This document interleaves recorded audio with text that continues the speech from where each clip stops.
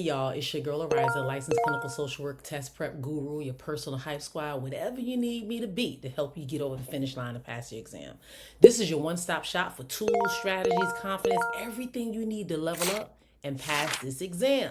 No stress, no overwhelm, just straight results. And today I got a banger for you. Yes, I'm excited. And I know I always say that, but yo, this video is gonna hit different. And let me tell you up front why it's gonna hit different, because this is a movie review. Are you studying for the LCSW or LMSW exam? Don't waste time on the wrong prep. Try my test prep program for free with a full module that gives you the real strategies, the real practice, and real results. Plus, you get access to my exclusive test prep community where you'll find support, study material, and accountability. No risk, no stress, just results. Click the link in the bio so you can get ready to win with the winning team.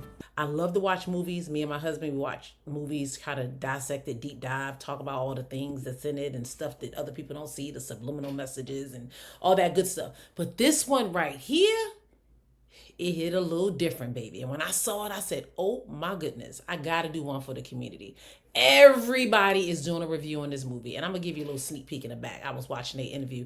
And yes, it is the movie Sinners. This movie is so deep on a spiritual, metaphysical, just a realistic, historical, any type of level you can get on. This movie has touched it, and it has broken it down and made people who are into that type of stuff see things from a whole nother level. Literally, it's some things when I've watched some reviews that I was like, whoa, I never even saw that before. Whoa, I never knew that happened. Whoa, I've learned about history. I've learned about culture. I've learned about spiritual things. Just so much stuff from just watching this movie. So this movie was a true hitter. And I'm sure most of you in this community have seen it by now. If not, you must be under a rock, or better yet, studying. So I decided, what better way to reward yourself than to go see the movie? You've been studying, you've been grinding hard. So if you have not seen a movie, pause this video, go see the movie. Literally, get up, go get some popcorn, take somebody, grab them, go watch the movie. It's like 2.5. But the information that I'm going to give you after you've watched it in this video is going to help you see and realize that everything can be a studying method or study technique. Literally everything can. As a social worker, we see the society, the social world, the aspects and everything through a different lens. And this movie did that for us. So yo fam, it's me and I'm back, and I am going to help you look at this movie in deep dive in a way that you never thought. So let me go ahead and jump into it right now. So as I shared with you, we're going to look at this movie not from a critic's view, but more from like a social work lens. We're using the film as a real clinical case study, and we're breaking down two powerful characters, Smoke and Stack, through the lens of maybe the ASWB exam. Like if they were individuals on the exam that you had to process and figure out the answers to, this is what it is. So we're studying for the LMSW and the LCSW exam by watching this movie. You can't beat this. All right, so first let me introduce you to Smoke and Stack. In Sinners, you have two twin brothers played by Michael B. Jordan. You guys know that. Smoke and Stack. They have been shaped by life of secrecy, trauma, cultural pressure, all of those things. These young boys have been through it all. So let's first talk about Smoke. Smoke is that quiet storm. He's emotionally shut down, fiercely protective, and carries a deep rage under the surface. He makes through life like in a survival mode. He's kind of detached, guarded, ready to defend himself at all costs. But on the other hand, you got Stack. He's the mirror opposite. He's the sensitive, thoughtful, and deeply conflicted one. He wants more than the life that he was born into. But he's burdened by guilt. He has like religious fear and a sense of loyalty that slowly is breaking him down. And you'll see that throughout the movie.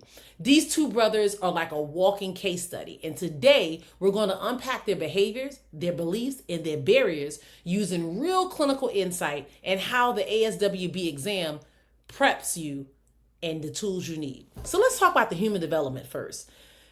Human development, you have trauma and culture. That's what we're going to touch on. In the human development section, you see a lot of things, trauma related, culture related, and all that things. So let's talk about how trauma and environment has shaped these two.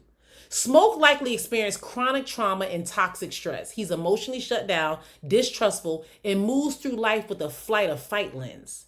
From a theory standpoint, He shows signs of like being disorganized or maybe having that avoidant attachment style. And if you guys have not watched my video on attachment styles, you need to watch it because it gives you a better understanding of how people show up in life based on what they've been through in their early childhood development.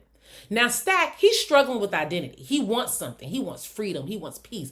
But he feels guilty for even having those desires. He's showing signs of internalized shame and moral injury, which could link to a religious trauma. So let's look at some theories in action. We got Erickson, identity versus role confusion, because Stack is wrestling with who he is versus who he's been told he is. Then you have Maslow's hierarchy of needs. You have Smoke, who's kind of stuck. He's stuck in that safety survival mode. He's yearning for that self-actualization. You guys know Maslow's hierarchy of needs. You start here and your goal is to get up here. And that is kind of where he's at. He's kind of stuck in this lower level of just trying to learn how to survive and how to be safe in his environment and his circumstances. But he really wants to reach the highest level of self-actualization. And as you see throughout the movie, if you watch it and look at it a little closer, you'll recognize it. And again, guys, I'm sure when you're watching the movie, you're not thinking on this level. This is something when you're deep diving and you have time to reflect and process things and realizes everything is not just face value. It's kind of like when you meet a client for the first time, you see what they present with, but then you have to peel back the layers slowly but surely as you what? As you build rapport, as you assess them, as you determine what type of treatment is going to need it, after you've realized what they're diagnosed with. All of this stuff goes hand in hand.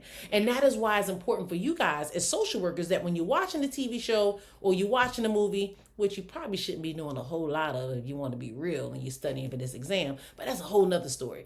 If you are going to do that, make sure that you're able to tie it in to your knowledge bank. See how this can help you get to the next level and elevate. All right, let me get back to this, but I had to share with you why it's important to kind of see things through a different lens as a social worker. All right, so we talked about Erickson's identity versus role confusion. We talked about Maslow's hierarchy of needs. Let's jump into systems theory. So their family and their culture environment has shaped them both. How they cope, how they deal with conflict, all of that stuff is a result of their systems. And then you have the ACEs, that adverse childhood experience. They both, I'm sure, scored extremely high if they were to take this. Due to the family instability, the emotional neglect, the exposure to violence, these young brothers have been through a lot. To give you some context, I didn't want to give too much spoilers because I want you to look at the movie and be able to see some of these things as you watch it. But some of these spoilers is that one of the brothers, not going to go into details, one of the brothers got stuck in the birth canal. And as a result, the mom passed away while she was giving birth to them. So there's always been some type of divide and the father feeling a certain type of way towards one of the twins, more so the one that got stuck, and treated him a certain way. And the other brother felt like he had to be the protector of the other one. So this is something that happened in early childhood. And then they've been in foster care and all this other stuff. They left the city they were in, moved to another city, kind of connected with the Irish. Like, it's so much stuff to unpack. We'll be here all day. So I'm just trying to stay in my lane and give you what you need to know so to help you pass this exam. So it's really important to understand the ACEs when you're dealing with clients because a lot of clients have dealt with some trauma. And if you understand the adverse childhood experience, it's like a survey or like a tool that is used to be able to see what's happened to someone during their early years in childhood that shaped them and what type of like emotional neglect, family instability, all those types of things, depending on how high they perform, unless you know the likelihood that their adverse situations and circumstances as a child has directly impacted them as an adult. So that is really important to know.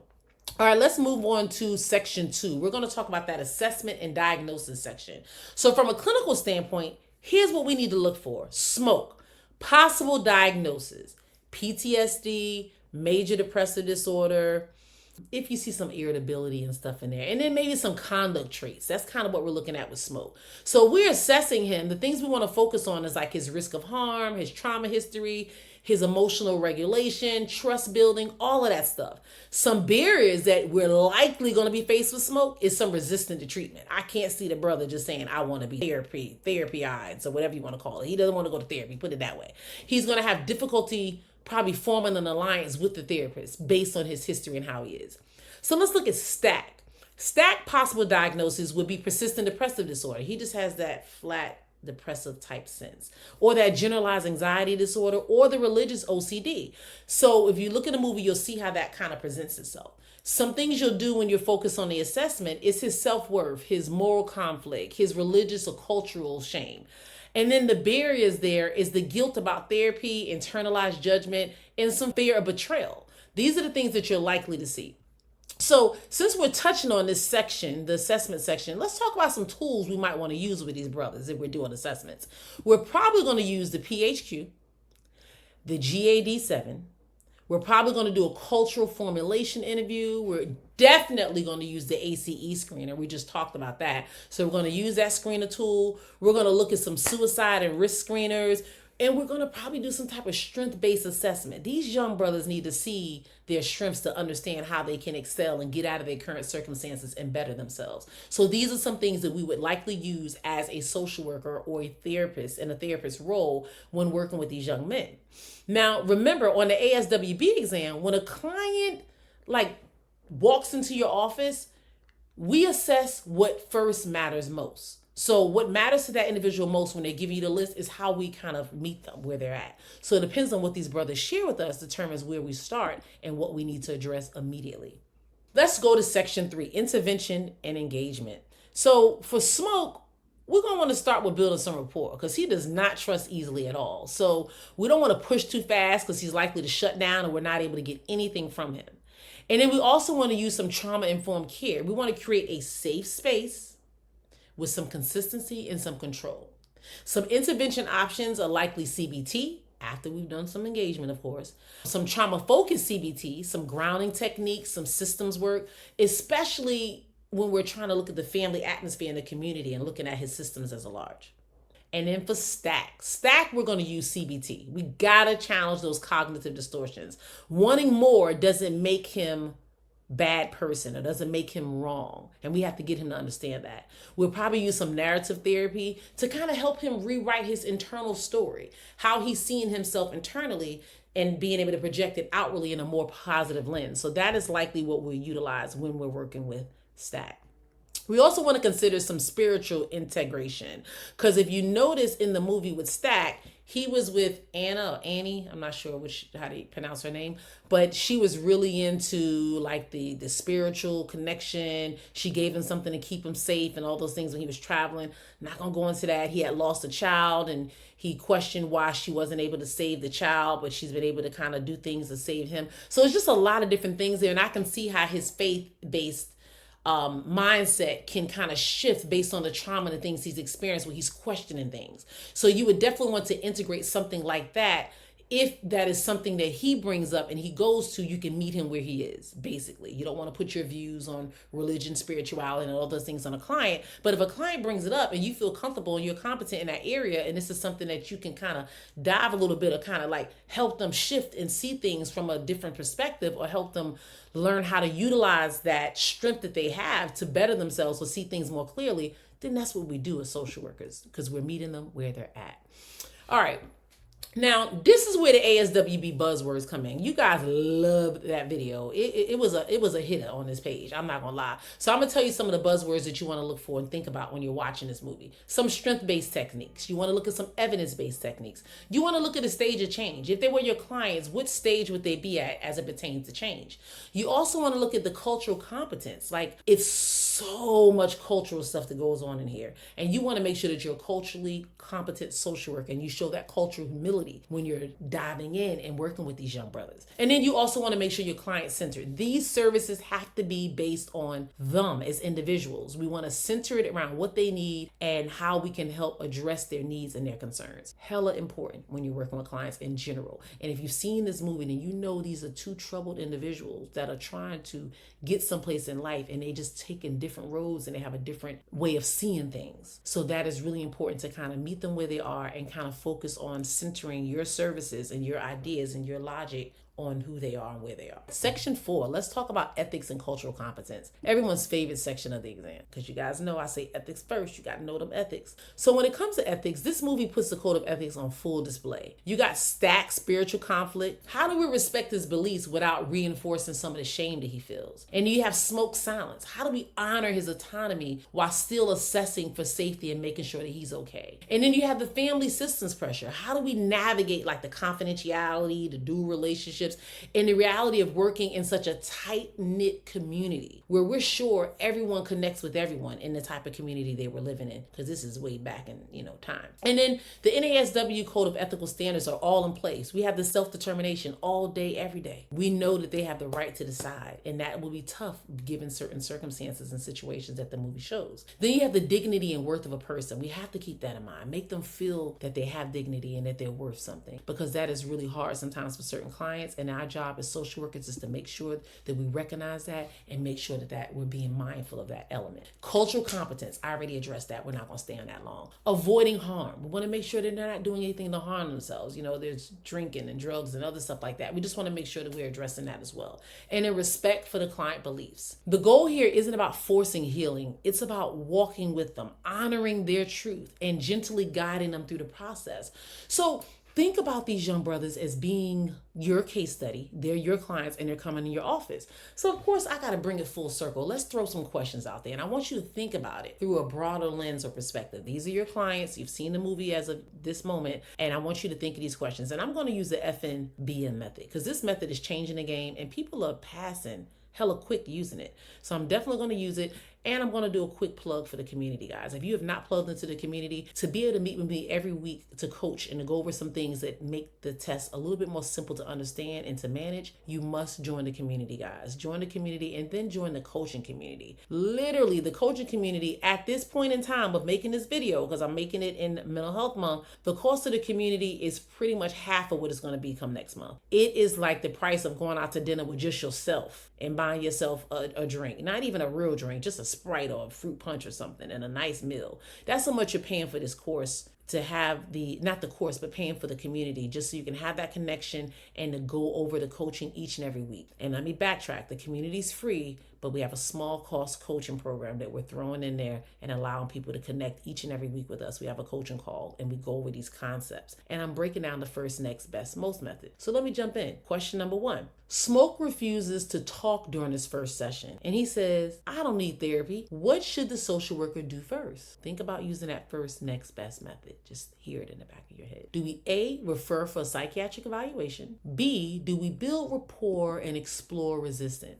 C, do we ask Stack for more background information, which is the twin brother? Do we ask him for more? All right, guys, you know it. When a client is resistant but not at risk, we always start with engagement. So the answer would be B, build rapport and explore why they are resistant to the treatment. That is the answer, B. Let's do another one. Stack expresses guilt about wanting more and says, I shouldn't feel this way. What theory best explains his struggle? Is it A, cognitive behavioral therapy? B, Erickson's psychosocial theory? C, classical conditioning? Gosh, you guys are hella smart.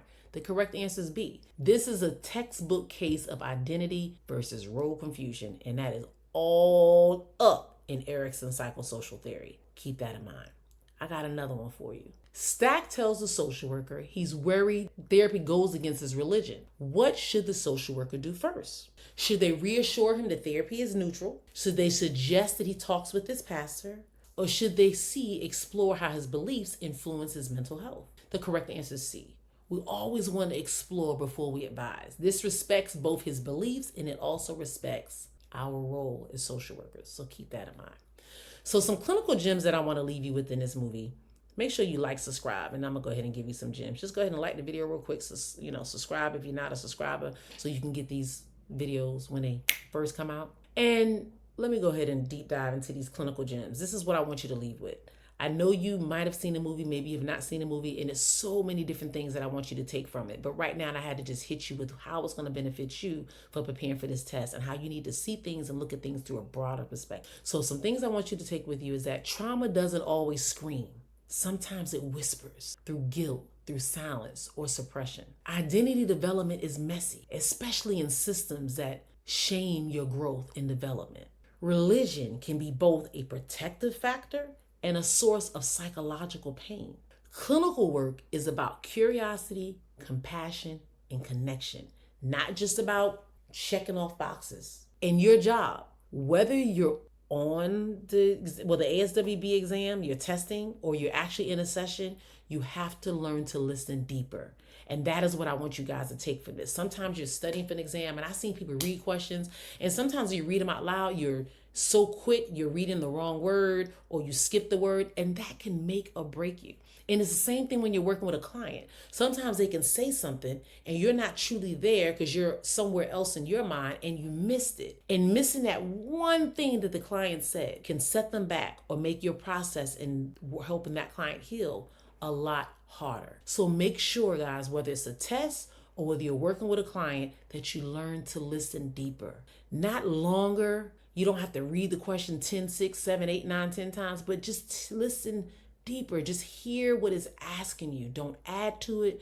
Don't take from it. Don't think too much. Don't think too long. Just take some time to close your eyes and think deeper about what it is asking. If this video was helpful for you and it hit home, just do 3 things. Drop in the comment section. Let me know that you like these types of videos so I can do more and help you deep dive. You can tell me some movies, some shows that you're watching. Your girl loves to watch a good show in her spare time. I don't have much of it, but I'll definitely make it do what it do, especially if it's going to help you. If it's going to help you become licensed and help you better yourself and get to the next level, definitely do that. And I also want to just say kudos. I've had so many people pass their exam, and I just can't list all the names and tell all the people. I've been dropping them in the community, and people have been leveling up left and right. And the one thing I've heard is that the FNBM method has been a game changer. People have had that technique and that method in their mind when they're taking this exam, and it's helping them take to higher heights. I know people who are repeat test takers that's taking this test more than I even care to say, and they have used this method, and it has been a true game changer, and now they are a licensed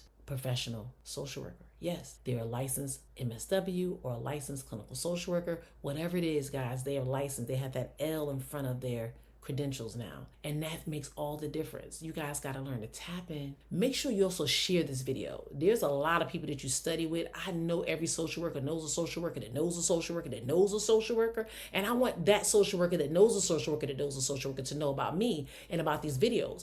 Because just think about it, we could take over the world in this profession. Imagine if all the people who have been taking this test and failing and spending so much money in their local states paying for this exam. We don't know where the money's going at, but then they're able to see that, damn, people are passing at an all-time high. And they're able to see that a person of color, a person who has been in the marginalized community, and realize that standardized testing is not always made for us, that we think differently, we see differently. And I'm not just speaking of people of color solely, but also older people, older test takers. Our minds think differently when we get a certain age. And I've seen people over the age 40 and up, which 40 is still young, guys, but 40 and up that's really struggling to pass this exam. So if you're in your 50s and 60s and close to 70, then you're probably dealing with a little bit more challenge. But I'm letting you know, my course, if you take it from beginning to the end in its entirety, courses are not meant to be fun. They're meant to give you the content and what you need to do to be successful and pass. But I guarantee you this, and I'm telling you this, hear me. If you made it to the end of this video, because a lot of people won't, if you purchase the course and you get the free coaching that comes along with that course, and you complete the course in its entirety, because I do have a way of checking, and you attend at least 2 coaching sessions a month, and you go take that test and you don't pass, a sister will pay for your test. Absolutely. My word is bond. If you can show me that you put forth the work, and I know I'm putting in the tools and I'm giving you everything you need to succeed, and you don't pass, I'm going to own that one. And I'm going to go ahead and reimburse you for your test. There's some things you'll have to show and some things you'll have to do, like you've completed the program. But I'm telling you right now, guys, it's a win-win. Either you get your money back or you come out winning. You can't beat it. Share this video with someone. Make sure you subscribe. And if you want that smoke and stack assessment and some more details, like a little cheat sheet or some guide, I'm not going to do all that for this video, guys. I'm just going to be honest. But this is just the beginning of how we can break down mental health content that actually makes sense and helps you pass this exam. I want you to get those letters, get that license, and we're going to do it together. Until the next one, you have an amazing day.